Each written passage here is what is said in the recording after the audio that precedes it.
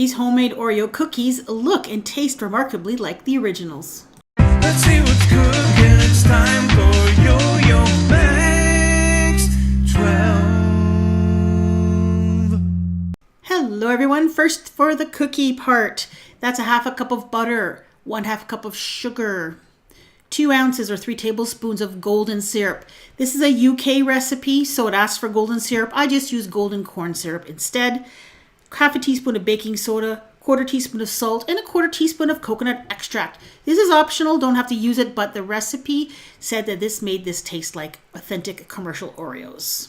So blend that together until it is light and fluffy and well combined. Then you're going to mix up your dry ingredients, 1 1/4 cups of all-purpose flour, and about 1/3 cup plus a tablespoon of Dutch processed cocoa powder. I found this black cocoa powder at the Bulk Barn, and when I saw it, I knew I had to buy some because I knew that Oreo cookies use that very dark cocoa powder, and it would be perfect for this recipe. If you don't have the dark cocoa powder, you don't have to use it. You can just use regular cocoa powder. Now you're going to blend that together. It's going to look super crumbly to start, and then eventually it'll come together more or less. It'll start to look very dark and clumped together. When it gets clumped together and it looks like it's well mixed, just get in there with your hands and start squeezing it against the side of the bowl to make a ball. It's going to be a little bit crumbly, but it's actually fairly easy to work with. Take a portion of the dough, don't work with it all at once, and roll it out. Now, if it's sticking a bit, just sprinkle a little bit more cocoa on top, and then roll it out to about 1/8 of an inch thickness. Now, Oreo cookies have a pattern on them. Now, if I would have had cookie stamps, I may have used a cookie stamp. I have hundreds of cookie cutters. I have a collection of them, and I don't have very many cookie stamps. The only cookie stamps I have are Christmas themed. So I decided to improvise by trying to find a pattern that would look good. Now, obviously you can't purchase Oreo cookie stamps to make them look like real Oreos, so I thought it would just be fun to try different patterns. So I used a meat mallet to make kind of a checker pattern, and then I had this cookie tin that had a nice decorative border on it, and I kind of pressed that into the dough. You can just kind of barely see it.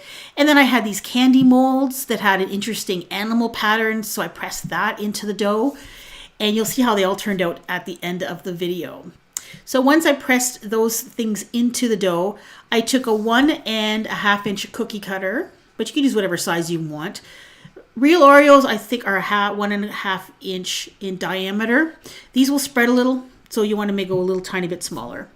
And they cut out quite easily. They detach from the countertop quite easily with a spatula, and just place them on a cookie sheet covered with parchment or silicone mat, and leave about 1/2 inch in between them because they do spread a tiny little bit. And there is that pattern from the tin. This is like a zebra pattern. Now, another thing I tried was I used this placemat that kind of is like a silicone anti-slip kind of a feeling to it. And I just rolled it on top of the dough, and it made a really kind of cool pattern. And I also had these other candy molds that had a kind of like a daisy pattern to it. So I pressed that in there.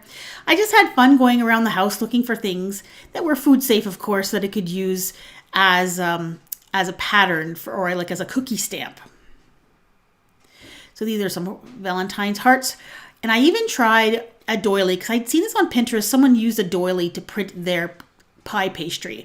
So I rolled that on there. Now you just have to keep in mind that you're not going to see, what you're going to see on your dough is the holes, not the actual thread. So you can see it didn't look that great. So this one I kind of just re-rolled, and I tried some different patterns with it.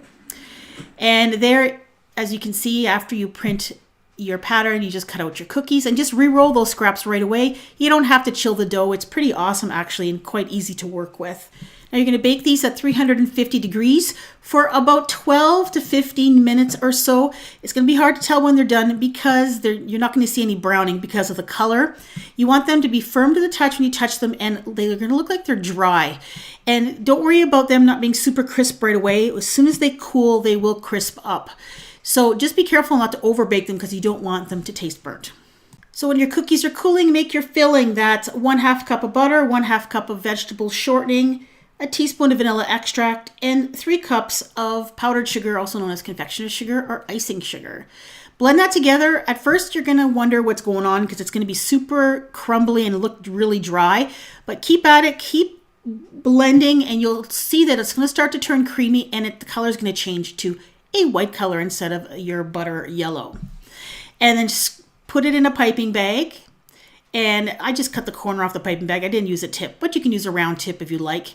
Put a dollop on each cookie on the bottom, of course, and then add another cookie top on top of that. Give it a little squish so that you can see the filling all the way to the edge. And there are your Oreo cookies.